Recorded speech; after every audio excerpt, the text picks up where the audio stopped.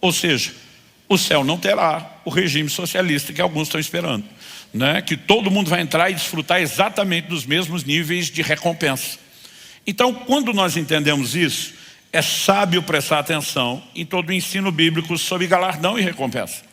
Em 1 Coríntios, no capítulo 3, dos versos 10 a 15, a Bíblia diz: segundo a graça de Deus que me foi dada, lancei o fundamento como sábio construtor, e outro edifica sobre ele. Porém, cada um veja como edifica. Eu vou enfatizar isso. Porém, cada um veja como edifica. Porque ninguém pode lançar outro fundamento além do que foi posto, o qual é Jesus Cristo. E se o que alguém edifica sobre o fundamento, agora estamos falando de quem já tem Jesus, o fundamento, mas o que será construído sobre ele. Se o que alguém edifica sobre o fundamento é ouro, prata, pedras preciosas, madeira, feno ou palha, a obra de cada um se tornará manifesta, pois o dia a demonstrará, porque será revelada pelo fogo, e o fogo provará qual é a obra de cada um.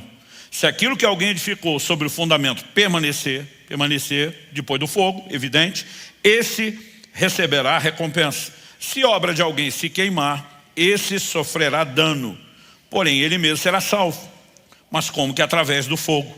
Então, ao olhar para as Escrituras, é evidente que mesmo para os salvos, pode não haver a recompensa das obras. E existe gente salva que terá a recompensa. Então Paulo usa a analogia: o fundamento já foi posto, é Jesus. Mas o que é que nós estamos construindo em cima do alicerce? Ele diz: se o prédio for de ouro, prata, pedras preciosas, ele não está dizendo que literalmente alguém faria paredes e telhados só de ouro, prata e pedras preciosas, mas ele está falando de uma construção na qual você atribui valor, dedicação e põe não só o melhor material, mas ele está falando de materiais que resistem ao fogo. Mas ele diz que a construção também pode ser madeira, feno ou palha, que quando o fogo vem, não sobra absolutamente nada. Ele diz: se resistir ao fogo, uma construção boa de qualidade, recompensa, galardão. Se não resistir, dano. Comparado ao que tem galardão, vai ter perda. Isso não significa que deixou de ser salvo. Mas há outras formas de recompensas complementares que Deus não sinalizaria estar à minha, à sua disposição, se Ele não quisesse, de alguma forma, nos estimular em relação a isso. Quem está entendendo? Então, quando falamos a respeito de não levar nada dessa terra, você não leva dinheiro, não leva nenhum tipo de aquisição de bens. Nós, por outro lado, precisamos ter em conta que é uma única coisa que você vai levar dessa vida. A única coisa que você vai levar daqui. Apocalipse 14, 13 diz: então ouvi uma voz do céu dizendo: escreva, bem-aventurados os mortos que desde agora morrem no Senhor. Sim, diz o Espírito, para que descansem das suas fadigas, pois as suas obras os acompanham. A única coisa que vai acompanhar a mim e você quando nós partimos são as nossas obras, tudo que nós fizemos, porque são com elas que nós vamos chegar diante do tribunal. E são por elas que receberemos as nossas recompensas.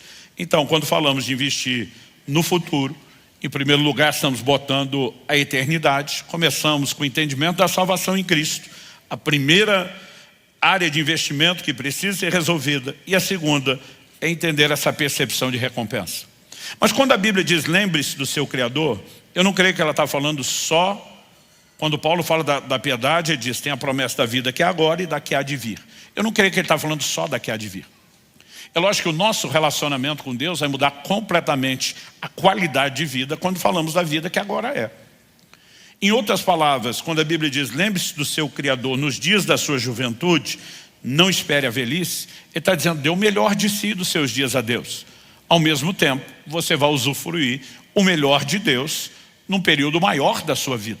Então, nós precisamos focar a vida espiritual, entender que é o ponto de partida. Mas quando a Bíblia nos apresenta como um ser tripartido, espírito, alma e corpo, e que essa é a nossa integralidade, eu e você precisamos entender que por mais que a gente foque o espiritual como o mais importante, porque estamos falando de eternidade, isso não significa que a gente deveria negligenciar as outras áreas. E tem crentes com saúde espiritual focado nela, mas que estão num péssimo estado emocional. O problema é que muitos não percebem que a falta de saúde emocional vai acabar trazendo dano também para a saúde espiritual e para a saúde física. Gente, é evidente, inquestionável, pessoas que carregam mágoas adoecem. Aliás, alguém definiu o ressentimento mais ou menos dessa forma, que o ressentimento é como se você tomasse um pouco de veneno todo dia, esperando que quem te feriu morra, mas quem está se matando é você. Quando a Bíblia diz para que a gente guarde do coração a mágoa, é porque ela traz dano. E ela não traz dano só para as suas emoções. É lógico que isso já seria um baita de um estrago. Nosso filtro, nossa capacidade de percepção da vida, de alegria, né, de viver, muitas vezes está sendo comprometida, totalmente danificada por causa de mágoas que carregamos. E a gente precisa pensar, quando falamos de investir no futuro, que nós temos que guardar o coração. Hebreus capítulo 12, verso 15 diz, cuidem. E a Bíblia não pediria cuidado se eu e você não corrêssemos algum nível de risco, não houvesse alguma vulnerabilidade, alguma probabilidade de tropeçar na área. Cuidem para que ninguém fique afastado da graça de Deus e que nenhuma raiz de amargura brotando cause perturbação e por meio dela muitos sejam contaminados. Antes de falar do dano relacional, porque quem está amargo vai contaminando, ele contamina não só a sua vida, mas contamina outros. A Bíblia diz, cuide para que ninguém se prive da graça de Deus. Porque problemas emocionais nunca são só emocionais. Aliás, o verso anterior, eu li Hebreus 12, 15. O 14 diz, seguir a paz com todos e a santificação sem a qual ninguém verá o Senhor. Dentro da visão de santificação, ele vai falar sobre guardar o coração para que não haja raiz de amargura. Porque a raiz de amargura vai trazer dano não só para a nossa emoção, vai afetar não só a saúde física, mas afeta também a saúde espiritual. Então a gente deveria guardar o coração, para que ninguém seja tocado pela raiz de amargura. Pastor, e quando a gente não guardou e a raiz entrou? Aí tem que expurgar o veneno, tem que eliminar o mal.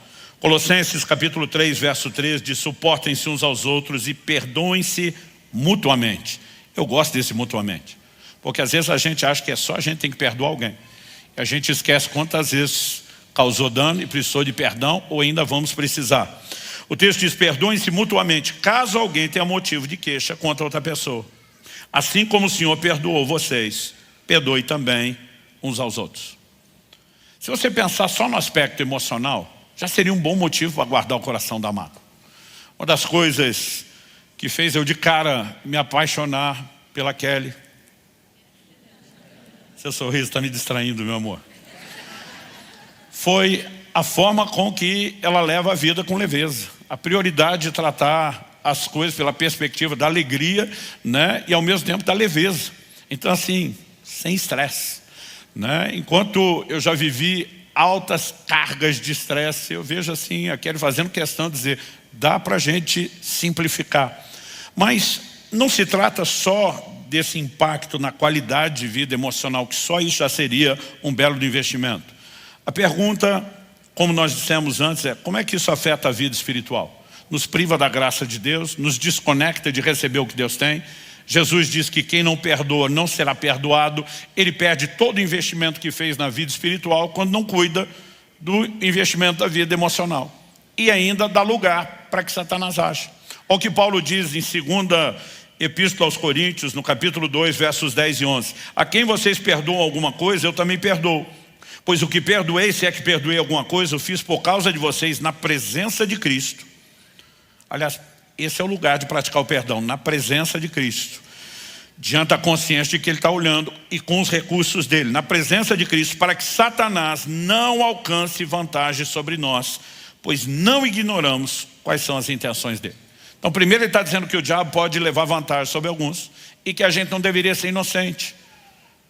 Paulo está dizendo, nós sabemos quais são suas intenções. Outra tradução diz, não ignoramos suas maquinações. Quais são as iscas, as armadilhas que ele quer colocar diante de nós. E a ofensa é uma delas.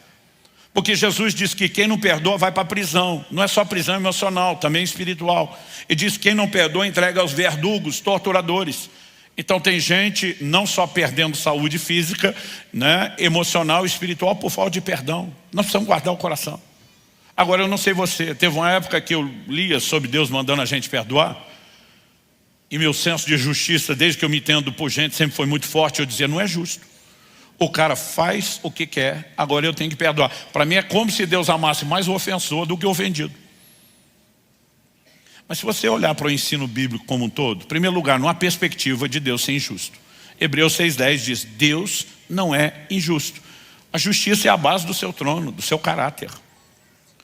Então você vai ver afirmações na Bíblia como a ira do homem não opera a justiça de Deus.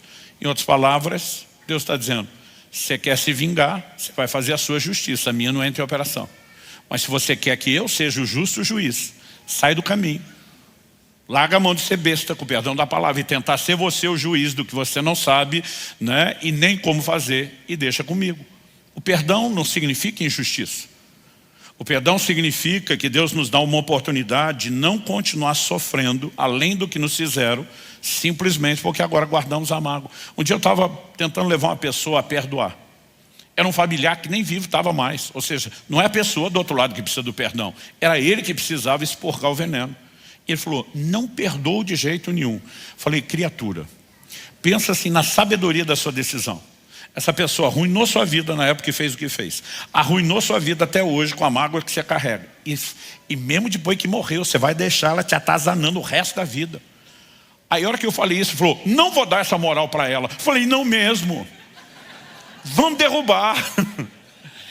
E de repente ele falou, poxa, pastor, o senhor me enganou. Eu falei, não te enganei. Você estava enganado, era antes. Você precisa entender que o perdão não é só pelo outro. Quando Deus está dizendo para você perdoar, é porque Ele ama você, não só o seu ofensor. Ele quer que você se livre do veneno, daquilo que está intoxicando a sua alma. Quem está entendendo?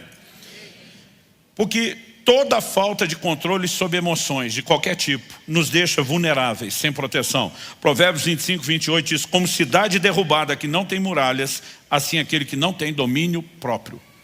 Perdeu o controle, seja para se irar, seja não conseguir perdoar. Cidade derrubada que não tem muralhas. Qual era a função das muralhas? Proteger a cidade.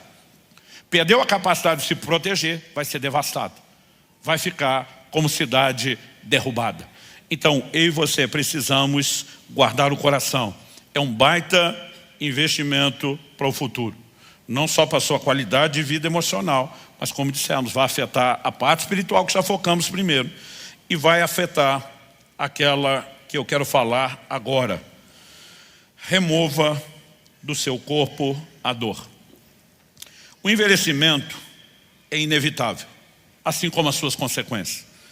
Em 1 Reis, no capítulo 1, no verso 1, o livro começa dizendo, quando o rei Davi já estava bem velho, envolviam-no com roupas, mas ele não se aquecia.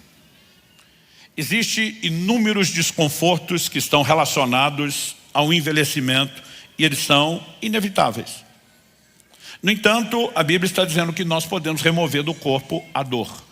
Então, existe algum tipo de sofrimento que ele não é necessariamente inevitável, ou se for a intensidade dele, ela pode ser suavizada. E aí, qual é o contexto dessa ideia do remova do seu corpo a dor?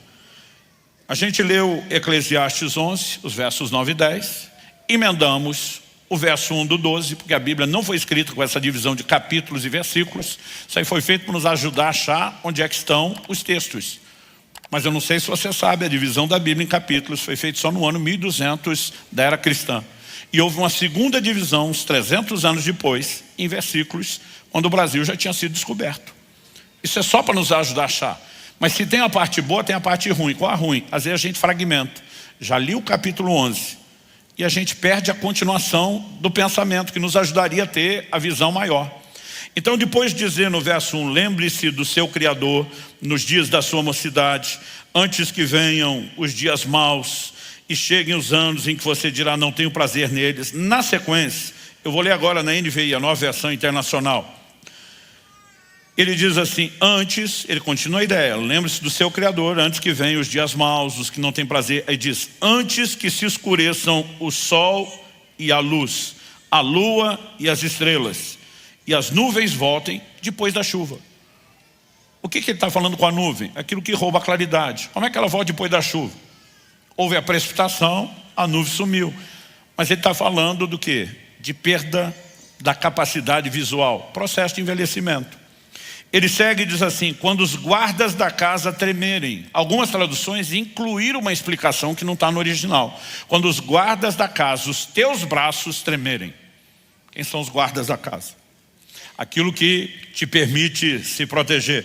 Aí ele segue e diz assim, e os homens fortes caminharem curvados. Outra tradução, em vez de homens fortes, falou, e as suas colunas se encurvarem. Está falando das pernas. Quando pararem os moedores por serem poucos, perda dos dentes.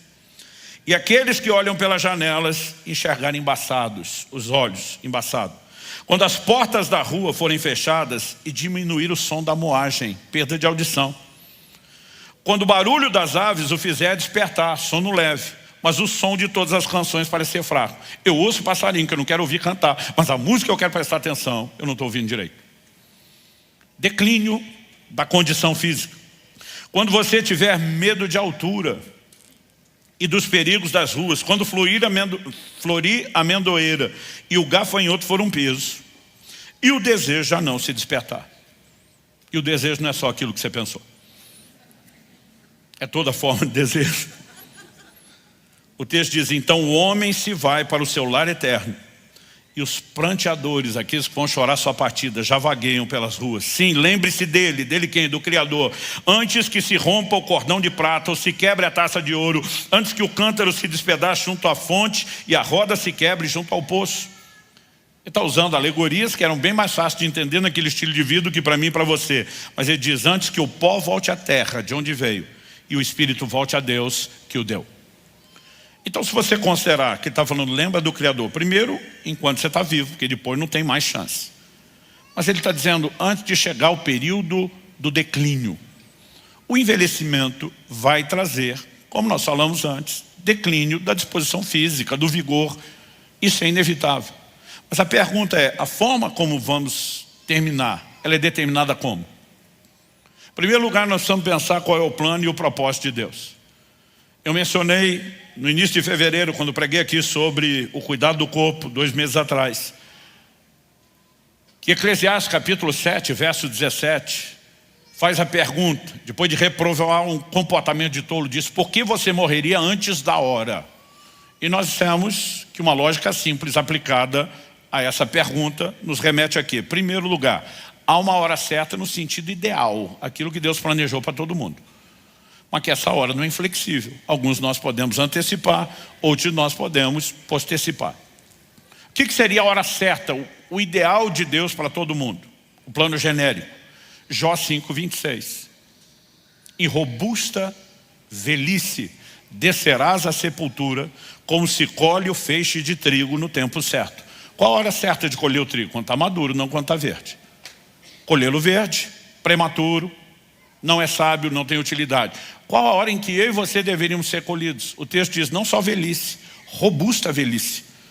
Ou seja, o ideal é que não só tenhamos mais anos de vida, longevidade, mas que possamos terminar também com mais vida em nossos anos. Quando no último domingo de janeiro, o Dr. Aldrin Marshall pregou aqui, lançou o livro Rumo aos 120 anos e abençoou você dizendo que você chega aos 120. Alguns pensaram, outros devem ter falado em voz alta, misericórdia. Porque o cara pensa como? Se está ruim aos 40, com 120 está no mínimo 3 vezes pior. Então a gente olha para a longevidade quase como se fosse castigo, punição. Mas se você entender que é possível ter uma vida mais longa, mas com qualidade de vida, isso muda o jogo. Agora, quando Jacó vai para o Egito, enquanto o faraó pergunta a vida dele, e ele responde 130 anos, ele fala, mas nem de longe eu cheguei perto da idade dos meus pais. Está se referindo ao pai e ao avô. Mas em algum momento você também vê ele dizendo que ele sofria à noite na geada do deserto, durante o dia, debaixo de um sol escaldante, no tipo de trabalho. A pergunta a ser feita é, o estilo de vida que nós adotamos pode influenciar a duração da nossa vida? Com certeza. Não só o tempo, mas a qualidade. Então, quando a Bíblia diz, remove do seu corpo a dor, não está dizendo que nós vamos parar o processo de envelhecimento. Mas a gente pode deixá-lo menos intenso, menos doloroso, menos sofrido. Quem está entendendo? Então, há aspectos, quando a gente olha para a Escritura, que envolve sabedoria.